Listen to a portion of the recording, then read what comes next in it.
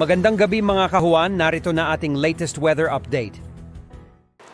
Nalusaw na po yung ating minomonitor na low pressure area sa may south of Mindanao sa labas ng Philippine Area of Responsibility habang umatras naman po or kumilos pakanan yung high pressure area dito po sa may North Pacific Ocean. So ibig sabihin po wala tayong nararanasang epekto ng ridge of high pressure area plus trough of low pressure area.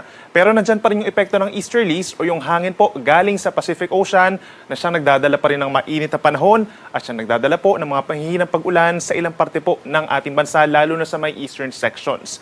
Asahan natin yung mataas na tsansa ng ulan simula po ngayong hapon hanggang gabi dito po sa may Catanduanes, Sorsogon, Northern Samar, Eastern Samar, and Samar Province. Habang simula mamayang gabi hanggang bukas ng madaling araw, mataas ang tsansa ng mga pag-ulan dito sa may parting Mindanao, sa may Davao Oriental, Davao de Oro, and Davao Occidental. Epekto din po yan ng easterlies. So sa mga lalabas po ng bahay mamayang gabi ay magdala po ng payong. Sa natitirang bahagi naman ng ating bansa, kung mapapansin po nyo sa ating latest satellite animation, meron lamang mga isolated na mga pag-ulan dito po sa may southern portion of Palawan, sa bahagi ng Basilan, Sulu, Tawi-Tawi, and Zamboanga Peninsula, at sa mga kalapit na lugar dito sa may Eastern Visayas, kabilang ng Central Visayas and Bicol Region. Yung mga pag-ulan po doon ay epekto ng easterlies habang maaliwalas pa rin ang kalangitan sa malaking bahagi po ng mainland Luzon at dito rin sa may kanluwang bahagi po ng Mindanao dahil naman yan sa mahinang epekto po ng mga weather systems po natin. Samantala, after the low pressure area, wala naman tayong binabantayan na panibagong weather systems or weather disturbance na makakaapekto po sa ating bansa for this week. Bukas naman po araw ng Martes, April 23, asahan pa rin na makulimlim na panahon at mataas na tsansa ng ulan dito pa rin sa bahagi po ng Bicol Region, kabilang na ang Catanduanes and Sorsogon. Epekto po yan ng easterlies o yung hangin galing sa Pacific Ocean. So sa mga lalabas po ng bahay bukas, magdala ng payong.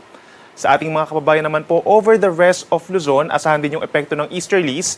Sa umaga pa lamang, posible na makulimlim na panahon po dito po sa natitirang bahagi ng Bicol Region, ilang pang bahagi ng Marinduque, Romblon, and Mindoro provinces, epekto ng easterlies. Habang dito pa rin po sa may northern and central Luzon, kabilang ang Metro Manila, ay generally fair weather conditions pa rin po or magiging maaliwalas naman ang panahon sa umaga hanggang sa tanghali. Pero may tsansa po na magiging makulimlim pagsapit po ng hapon hanggang sa gabi sa malaking bahagi ng Luzon, lalo na dito sa may Calabarzon and Bicol Region na sasamahan din ng mga pulupulong ulan or yung mga localized thunderstorms.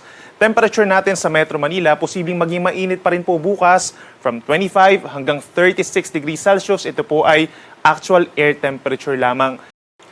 Sa ating mga kababayan po sa Palawan, by tomorrow, bahagyang maulap hanggang maulap ng kalangitan sa umaga pa lamang at may tsansa na ng mga pulupulong ulan o yung mga localized thunderstorms, epekto rin ng easterlies simula po sa tanghali hanggang sa hapon. Habang sa ating mga kababayan sa Visayas, pinakang uulanin po itong nasa eastern side pa rin ang Northern Samar, Eastern Samar and Samar dahil po yan sa epekto din ng easterlies. So, magdala po ng payong din kung lalabas po ng bahay pananggalang sa ulan. Sa ating mga kababayan for the rest of Visayas, partly cloudy skies at madalas kumukulimlim na rin po ang panahon pagsapit po ng umaga hanggang sa hapon at sasamahan din yan ng mga saglit-saglit na pag-ulan, dulot lamang din po ng localized thunderstorms plus the easterlies. Temperature natin sa Metro Cebu is from 27 to 32 degrees Celsius, habang may kainitan din po sa ilang bahagi pa ng Visayas, lalo na dito sa may Rojas Capiz, malaking bahagi ng Iloilo, at dito rin po sa mga inuulan natin na kababayan sa may Northern Samar at sa may Giwan Eastern Samar.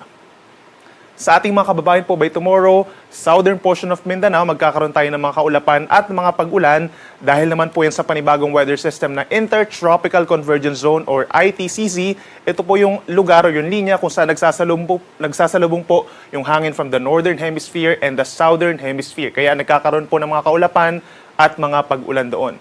We are talking of Basilan, Sulu, Tawi-Tawi. Ito rin pong areas ng Davao Oriental pa rin, Davao de Oro, Davao Occidental at malaking bahagi ng Soc-Sargen. Makulimlim na panahon ang iiral po by tomorrow. So kung lalabas po ng bahay, magdala ng payong dahil possible din yung kalat-kalat na ulan at mga pagkidlat, pagkulog.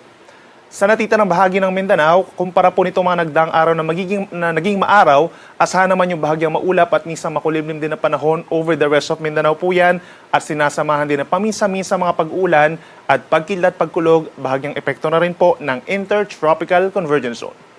Sa Metro Davao, temperatures from 25 to 33 degrees habang mas mainit sa may Zamboanga City hanggang 34 degrees Celsius.